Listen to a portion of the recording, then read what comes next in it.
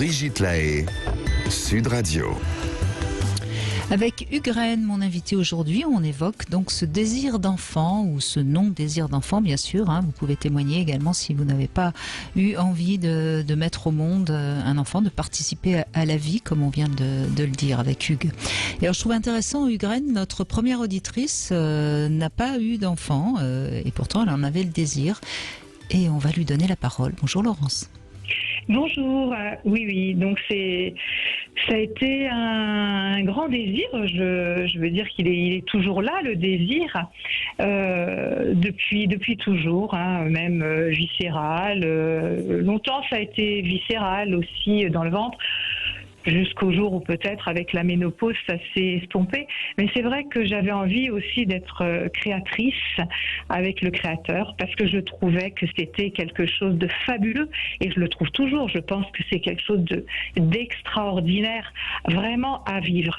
Après je n'ai pas eu je dirais cette chance, mais c'est vrai qu'on fait sa vie, mais je ne suis pas tombée disons sur la bonne personne, ou je n'ai pas choisi plutôt la bonne personne pour tout à fait être responsable, où il y a aussi une partie qui nous dépasse, pourquoi on rencontre ou on rencontre pas forcément les bonnes personnes, mais et puis aussi j'ai eu des chlamydia qui peut-être ont fait que j'ai eu une forme de stérilité, peut-être que j'avais aussi je ne sais pas, je saurais pas dire, mais enfin je n'ai pas eu d'enfant. Est-ce que vous avez testé, est-ce que vous avez essayé avec quelques partenaires d'être enceinte ou pas? Oui, mais ça a toujours été des partenaires très compliqués. Donc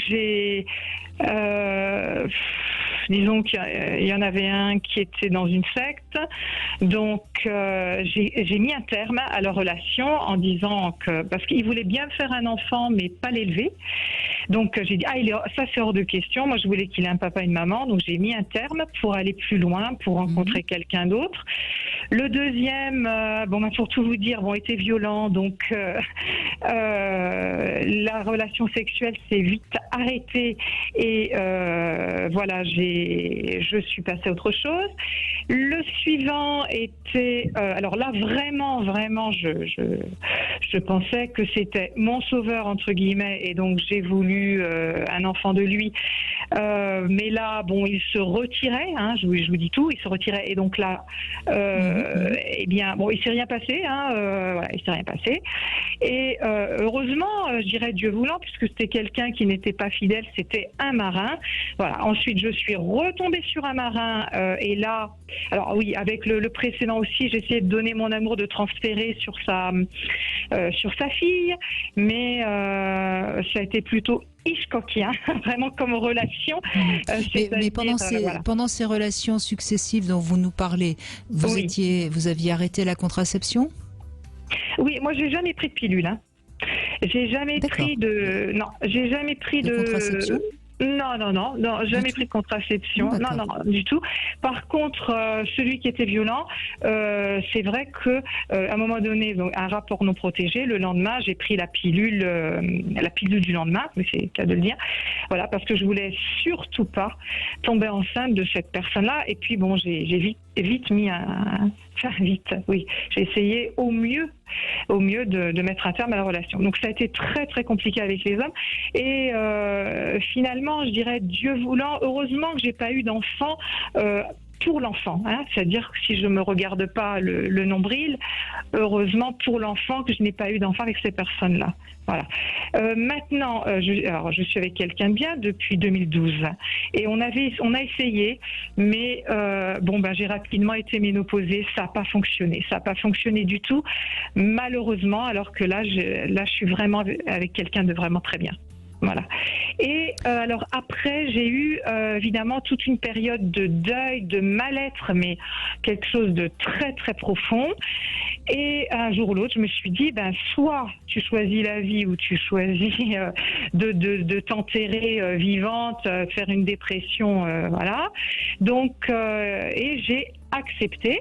J'ai accepté aussi, bon, je suis aussi croyante, donc ça m'aide beaucoup, parce que pour moi, la vie, c'est qu'un passage. Voilà, c'est qu'un passage, donc qu'on soit marié, qu'on ait des enfants, qu'on n'en ait pas, etc. C'est peut-être pas l'objectif, c'est ce que je me dis.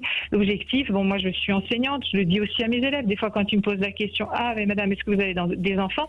Je leur dis Donc non. vous transmettez, alors, voilà. Oui, en tant qu'enseignante, de toute façon, vous transmettez. Et je leur dis, vous savez, moi, j'ai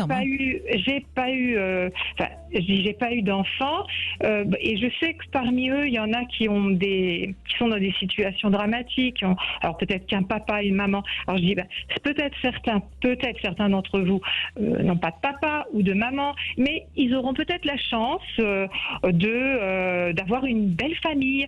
Voilà. Et je dis, moi, vous voyez, j'ai pas réussi à avoir d'enfants, mais j'ai des bons parents, et puis j'ai mes élèves, et puis voilà. Donc je mets l'accent sur ce que j'ai, ce que la vie m'offre. Écoutez, Laurence, franchement, je vous remercie parce que votre témoignage est passionnant, parce qu'il dit beaucoup de choses, n'est-ce pas, Ugren?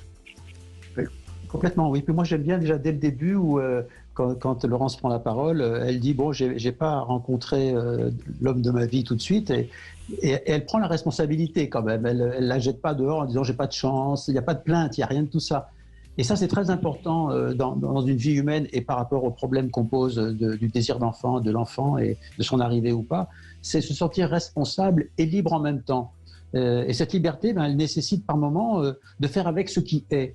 Et ce qui est, c'est que voilà, maintenant, Laurence, elle est ménopausée, elle a l'homme de sa vie sûrement, et puis c'est pas possible de faire un enfant avec les conditions de la vie normale. Et donc, il y a quelque chose qui vraisemblablement va rebondir beaucoup plus haut que ça dans l'étape de création que vous évoquiez tout à l'heure, Brigitte, et qui est pour moi réellement la suite de la procréation. Et que tout humain est invité à cette autre étape. J'en profite pour dire que quand il y a des femmes qui venaient me voir dans mon cabinet en me disant qu'elles étaient privées de cette expérience et que c'était horrible et tout, je leur disais non, vous êtes les meilleurs de la classe, on vous fait sauter une classe. C'est bien. Quand on est très bon, on saute et on passe directement de la procréation à la création, ce qui est peut-être votre cas, Brigitte. Oui, mais c'est vrai aussi qu'il y a des femmes qui, on le voit, qui ne se... comment dire, qui résument un peu, je le vois avec... qui se réalise uniquement par la maternité. Voilà, hein, qui se réalise que par la maternité, et c'est vrai, il y a que ça, et du coup même le dialogue est tronqué, parce qu'on va parler. Mais voyez, Laurence, voilà. Mais on va pas aller dans la profondeur de l'être de l'autre. On va pas s'intéresser. Alors Laurence, à l'autre. c'est pas grave. Je voudrais juste dire, c'est pas grave si la femme ne se réalise que grâce à la maternité, à condition qu'elle les éduque bien, ces enfants. Ce qui est très ennuyeux, c'est les femmes qui se réalisent à travers la maternité pour guérir, entre guillemets, des blessures qu'elles ne guérissent pas, et qui en font des enfants mal éduqués et mal élevés. Vous voyez ce que je veux dire? Moi, j'ai beaucoup de respect. J'ai beaucoup de respect pour les femmes qui ont choisi de rester mères au foyer pour élever leurs enfants, etc. C'est pas ça mon problème. Mon problème, c'est les femmes qui font des enfants pour guérir leurs problèmes à elles, qu'elles ne guérissent de toute façon pas, et c'est les enfants qui en pâtissent. Voilà, moi c'est mon parler vrai. C'est un statut très important de la société d'être mère, et ça donne aussi un pouvoir de conversation, parce que on va raconter son accouchement, on va raconter ce qu'on a vécu, etc. Voilà, ça donne vraiment un statut important. Et du reste, il y a toujours une journée quand même que je n'aime pas, c'est la fête des mères. Mais comme je dis à Philippe, écoute, moi je suis quand même une mère en puissance, alors j'ai envie de fêter ma fête des mères et d'aller au restaurant, et voilà, de passer un bon moment, au restaurant.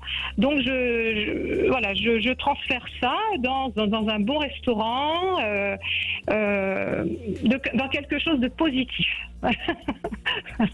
En tout cas, Laurence, vous venez de transmettre quelque chose de très fort, et moi j'aime bien ce que vous a dit Ugren, vous n'aviez pas besoin de passer par l'expérience de la maternité pour grandir, vous avez grandi et vous êtes en conscience. Voilà, pas mal. N'est-ce pas, Hugues? Pas mal. Oui, tout à fait, pas mal. Bien. Et j'aime bien aussi ce qui a été dit, ce que vous avez dit sur les femmes qui se réalisent par la maternité. Et je crois que si elles se réalisent vraiment, elles sont amenées à l'autre partie qui est la création. Et je crois que Brigitte, vous disiez, bon, vous étiez un petit peu contre ces femmes qui n'étaient pas bien équilibrées et qui faisaient des enfants pour se soigner elles-mêmes et que ça ne marchait pas. Et ce que j'appelle moi les enfants médicaments. Et c'est vrai que ça ne marche pas du tout. Mais si vraiment la femme se réalise vraiment à travers la grossesse et la parentalité, elle sera naturellement invitée à la suite. Et elle aura donc fait les étapes les unes après les autres. Et elle a été peut-être pas la première de la classe, mais elle arrivera au bout quand même. Merci beaucoup Laurence de votre témoignage. Dans un instant, on retrouve Fleur Chéri pour notre Sexy News. On parlera de la maternité évidemment, mais d'un autre point de vue évidemment avec Fleur Chéri. À tout de suite.